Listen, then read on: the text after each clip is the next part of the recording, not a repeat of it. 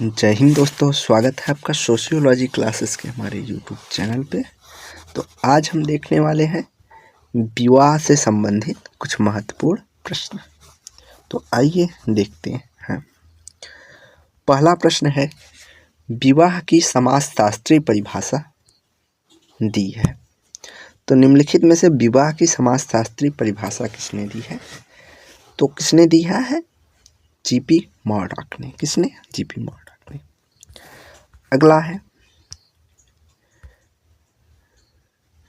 विवाह का प्रमुख सामाजिक उद्देश्य क्या है? तो विवाह का प्रमुख सामाजिक उद्देश्य होता है यौन व्यवहार को वैधता प्रदान करना। क्या करना? यौन व्यवहार को वैधता प्रदान करना, वैधीकरण देना।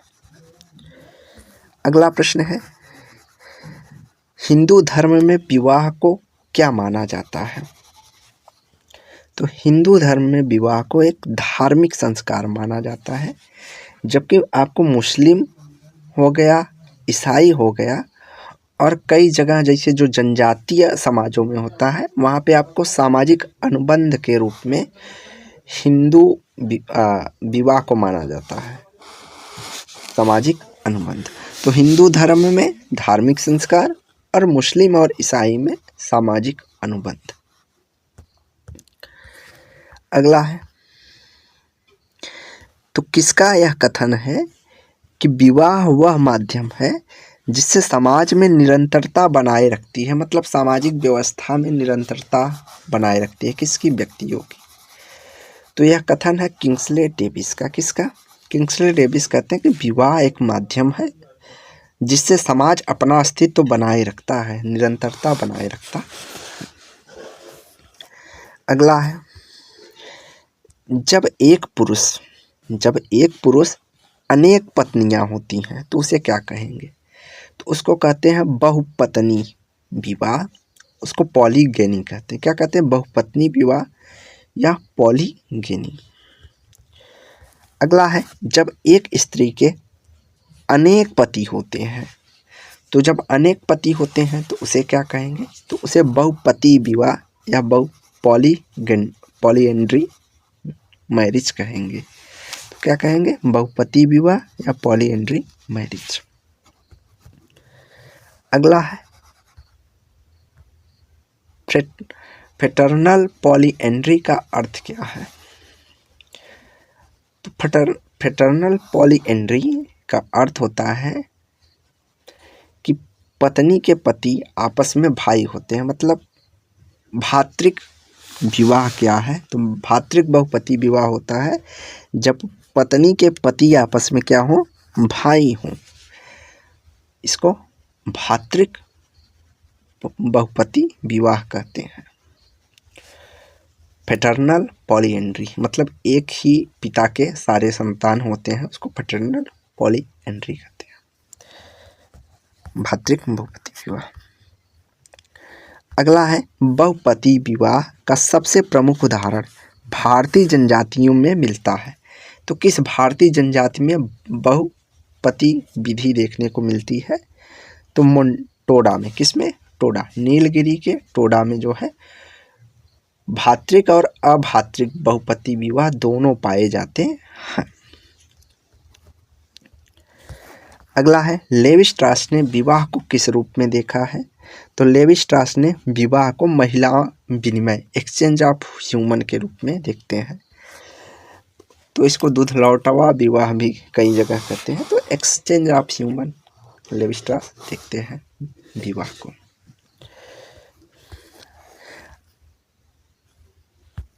अगला है, एंडोगैमी। एंडोगैमी का अर्थ क्या है? तो एंडोगैमी का अर्थ है अंतः विवाह या समूह के भीतर विवाह। क्या? समूह के भीतर विवाह। अगला है, एक्सोगैमी। एक्सोगैमी का तात्पर्य क्या है? तो बहिर्विवाह होता है। तो बहिर्विवाह का तात्पर्य होता है कि समूह के बाहर विवाह। जैसे इंडोगैमी का जो उदाहरण होगा वो हमारा जाति होगा, और एक्सोगैमी का जो उदाहरण होता है उसको हम गोत्र कहते हैं, गोत्र बहिर्विवाह। सपिंड बहिर्विवाह, ये सब एक्सोगैमी के उदाहरण हैं या बहिर्विवाह के उदाहरण हैं। अगला है गोत्र या कुल विवाह निषेध का प्रमुख कारण क्या है? तो रक्त संबंधों का बचाव, एवॉइडेंस ऑफ ब्लड रिलेशंस। अगला है विवाह की औपचारिकता, रिचुअलिज्म को समाज में कौन बढ़ावा देता है? तो भाई विवाह को औपचारिक रूप से धर्म और संस्कृति बढ़ावा देती है। उसके कर्मकांडों को बढ़ावा कौन देता है? धर्म और संस्कृति। यहाँ जो औपचारिकता है इसको रिचुअलिज्म, कर्मकांड या कह सकते हैं अनुष्ठान। अगला है विवाह एक सामाजिक संस्था है, जैविक नहीं, ये किसका मत है? तो दुर्खिम ने विवाह को एक सामाजिक संस्था माना है, जैविक नहीं। अगला है विवाह का कॉन्ट्रेक्चुअल व्यू का समर्थन किसने किया है? समझौते वाले दृष्टिकोण का समर्थन कौन करते हैं? तो जॉर्ज हेनरी मैन जो है, इन्होंने विवाह को समझौता के रूप में देखा है। अगला है हिंदू विवाह अधिनियम पारित हुआ। तो हिंदू विवाह अधिनियम 1955 में पारित हुआ। इसके तहत जो है कि एक विवाह की जो मान्यता है उसको सभी के लिए अनिवार्य कर दिया गया है। एक विवाह ही होना चाहिए, उसको सर्वसामान्य मान्यता दी गई है 1955 के तहत।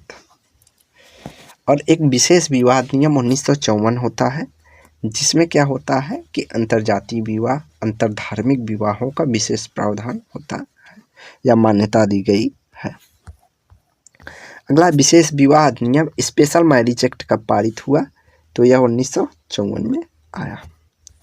अगला है विवाह का उद्देश्य समाज में किस प्रकार की व्यवस्था बनाना है? तो विवाह का प्रमुख उद्देश्य होता है यौन एवं पारिवारिक जीवन में अनुशासन, वैधता प्रदान करना। अगला है समान जाति के भीतर, मतलब अपनी ही जाति में विवाह करना किस प्रकार का विवाह है? तो उसको एंडोगैमी या अंतःविवाही कहते हैं। क्या? एंडोगैमी या अंतःविवाही।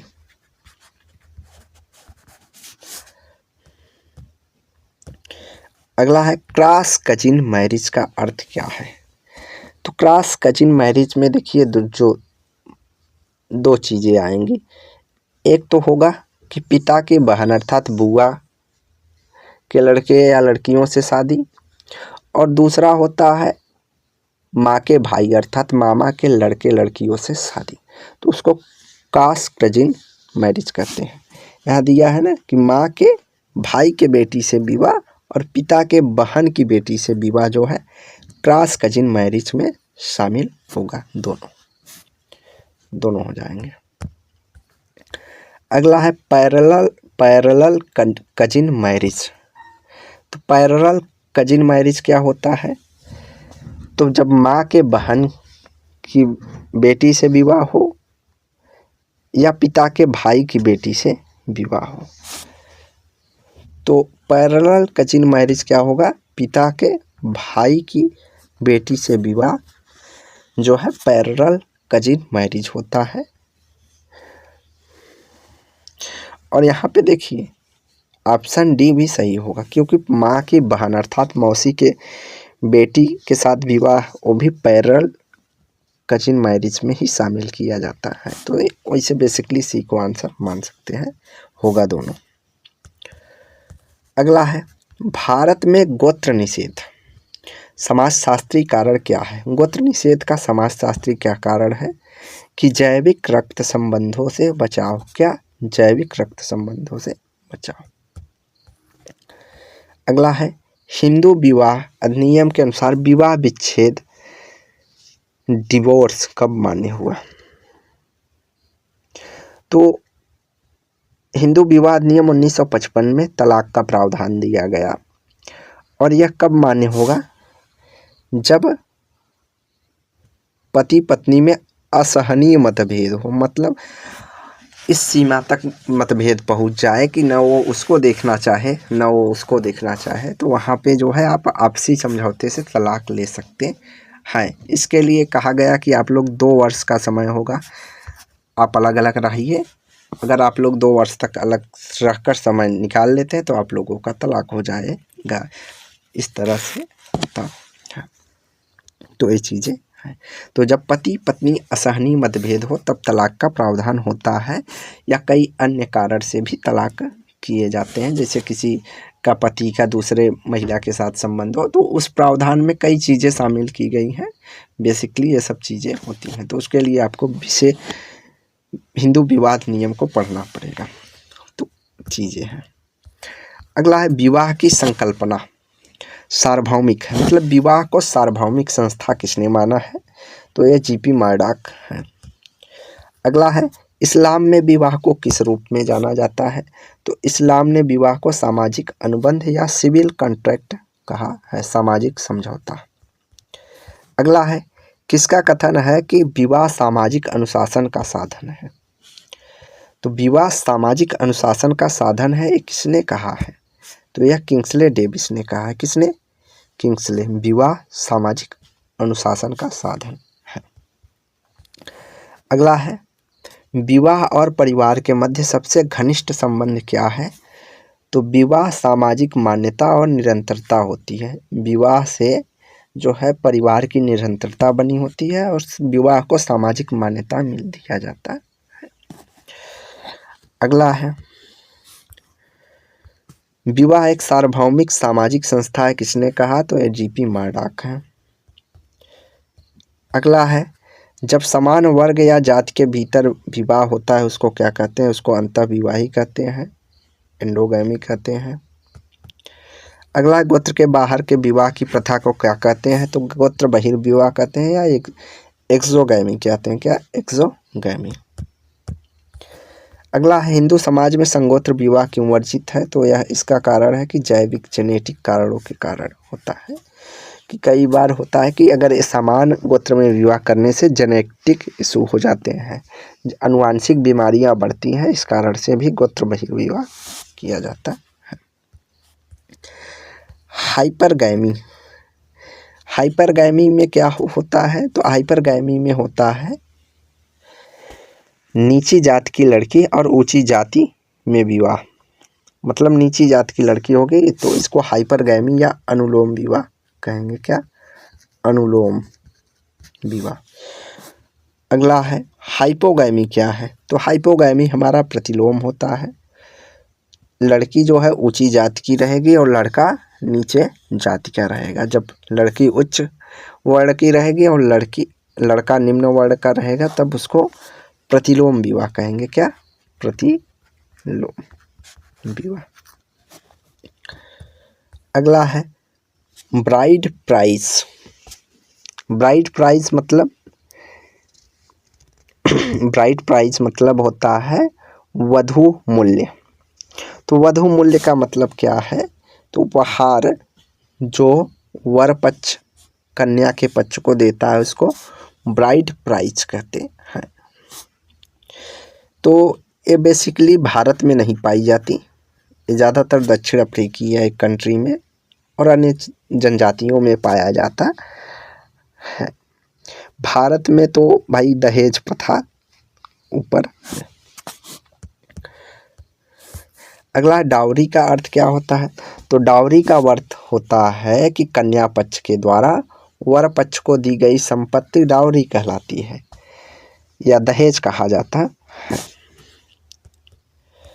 अगला है भारत में दहेज निषेध अधिनियम कब लाया गया? तो भारत में दहेज निषेध अधिनियम 1961 में लाया गया और कई बार पूछा जाता है इसमें संशोधन कब कब हुआ है? तो संशोधन किया गया था पहली बार 1984 में, उसके बाद 1986 में संशोधन इसमें हुआ है। अगला है विवाह संस्था के विकास में सबसे पहला चरण कौन माना जाता है? तो तो विवाह की संस्था के विकास में सबसे पहला चरण तो जो माना जाता है वो तो समरक्त संबंध माना जाता है। तो समरक्त नहीं दिया है यहाँ पे, तो सबसे पहले समूह विवाह या ग्रुप मैरिज माना जाएगा। उसे मार्गन ने सबसे पहले क्या कहा था? समरक्त विवाह। उसके बाद समूह विवाह, उसके बाद बहुपति विवाह, फिर बहुपत्नी विवाह, फिर एक पति विवाह। इसका क्रोनोलॉजी है, तो क्रोनोलॉजी भी पूछा जाता है। तो सबसे पहले समरक्त आ जाएगा नंबर 1 पे, नंबर 2 पे हमारा समूह विवाह आता है, नंबर 3 पे जो है बहुपति विवाह होगा, और नंबर 4 पे बहुपत्नी को हम रख सकते हैं, नंबर 5 पे एक पति विवाह। अगला है विवाह का मूल उद्देश्य यौन संबंधों को नियंत्रित करना। ये किसका कथन है? तो यह कथन है जीपी मर्डॉक का। किसका है? जीपी मर्डॉक का, कि मूल उद्देश्य यौन संबंधों को नियंत्रित करना है। अगला है मोनोगैमी का अर्थ क्या है? तो मोनो मतलब एक, गैमी मतलब गमन। तो मोनोगैमी का अर्थ है एक पुरुष एक स्त्री के बीच विवाह संबंध, या इसको एक विवाह भी कहते हैं, एक विवाही। अगला, मोनोगैमी में सबसे अस्थायी विवाह प्रणाली क्यों माना जाता है? क्योंकि यह भावनात्मक रूप से स्थिरता प्रदान करता है। क्या करता है? भावनात्मक रूप से स्थिरता प्रदान करता है। एक विवाह को सबसे अस्थायी विवाह माना जाता है, और वर्तमान में सबसे ज़्यादा प्रचलित एक विवाह ही है। अगला है सीरियल मोनोगैमी, मतलब क्रमिक एक विवाह का अर्थ क्या है? तो क्रमिक एक विवाह का अर्थ है कि एक समय में एक जीवन साथी परंतु अनेक विवाह। जैसे मान लीजिए शादी किया, उसकी पत्नी मर गई या मृत्यु हो गई या कहीं छोड़ के चली गई, तो कई चीज़ों में होता है। इसमें क्या होता है, व्यक्ति मरने के बाद जब एक और विवाह कर लेता है, मतलब एक समय में केवल एक ही पत्नी रखता हो, तो उसको क्रमिक एक विवाह कहते हैं। अगला है समूह विवाह की प्रथा किस समाज में पाई जाती है? तो ऑस्ट्रेलिया की आदिवासी समाजों में समूह विवाह देखने को मिलता है। अगला है विवाह निषेध का नियम, रूल्स ऑफ प्रोहिबिशन का प्रमुख कार्य क्या है? तो विवाह निषेध क्यों बनाया जाता है? क्योंकि सामाजिक एकता बनी रहे। किस लिए? जैसे अपनी जाति में एकता को बनाए रखना, परिवार में एकता को बनाए रखने के लिए हम बाहर विवाह करते हैं, तो इसलिए विवाह निषेध जरूरी है, ताकि समूह में सामाजिक एकता बनी रहे। अगला है लेवी स्ट्रास के अनुसार विवाह का आदान प्रदान का वह साधन है। तो किसके आदान प्रदान का साधन है? तो महिलाओं के आदान प्रदान का साधन विवाह को बताया है लेवी स्ट्रास ने। अगला है कुलपति विवाह। कुलपति विवाह या कजिन मैरिज भारत के किस समुदाय में पाया जाता है? तो मुस्लिम समुदाय में पाया जाता है कजिन मैरिज, कि अपने ही कुल में विवाह कर लेना। विवाह की सामाजिक नियंत्रण भूमिका है। विवाह सामाजिक नियंत्रण की भूमिका है, यह किस दृष्टिकोण ने माना है? तो प्रकारवादी मानते हैं कि विवाह क्या है, एक सामाजिक नियंत्रण में भूमिका निभाती है। किसके नियंत्रण में? अनैतिक यौन संबंधों के नियंत्रण में। अगला है विवाह एक सामाजिक अनुबंध है जो नैतिकता पर आधारित है। यह किसका कथन है? तो विवाह को सामाजिक अनुबंध का समर्थन करते हैं हेनरी मैन। इन्होंने कहा यह किस पे आधारित है? नैतिकता पर आधारित है। अगला है विवाह समाज में एक अस्थायी सामाजिक भूमिका प्रदान करता है। कथन किसका है? तो विवाह समाज में एक अस्थायी सामाजिक भूमिका प्रदान करता है, यह कथन है टॉलगट पार्सन्स का। किसका है? टॉलगट पार्सन्स का।